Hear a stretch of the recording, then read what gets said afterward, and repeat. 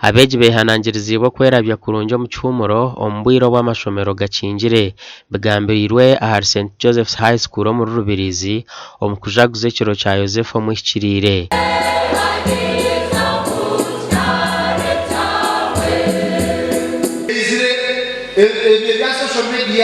Social work. Esimu nushanga abantu batega umuntu mata mutamuta nuwa headsets bwana wana mumtenda mpona abo kwa shanga mwana katayemu alimkulisa music kwa amenetera kwa kutamba tabura ni segalio tabura ni segalio. I want to encourage you that at the middle school like this, you are able to make it. I personally, I studied from these local schools. Within my own district, I was born in Chavakara, I studied from Chuku Secondary School, but I was elected as chairman 5. How about you? You will get St. Joseph from such a good school.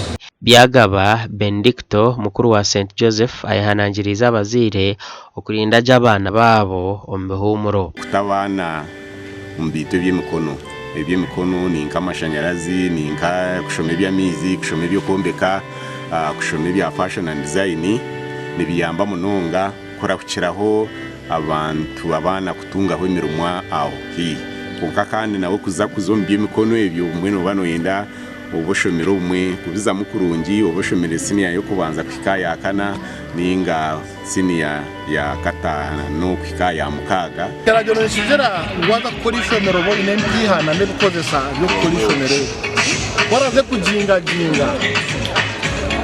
shenda mateka ngana ifresh gamuntu kwitirize ukorrente mugaraje ibiri emwe omugandi government eyigwireho ebyombeko bibiri ebirumwe bibina by'abeegi okushomeramu okucendeza omwijururano gw'abeegi babanu bashoma kandi bamazireho $230,000 ahari Kiso Karera Primary School na Rwamujojo Primary School omurushema district.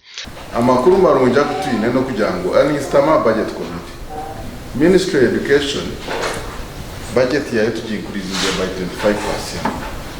Kuruga hari billion 8.5 twagiteka hari 1 trillion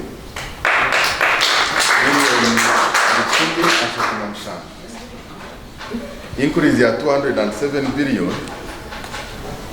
wage twagiha 53 billion 61 billion kandi omwe harimo increment ya bashomesa.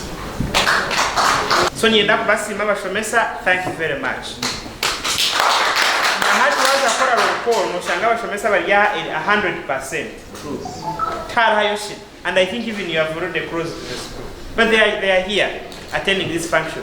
So nyenda kubasima mnonga for the work you're doing. Aha kumaintaining ekizimbe ekyo okani nyenda tonjereho enrollment abana 5 you can increase that number to 600 to 700.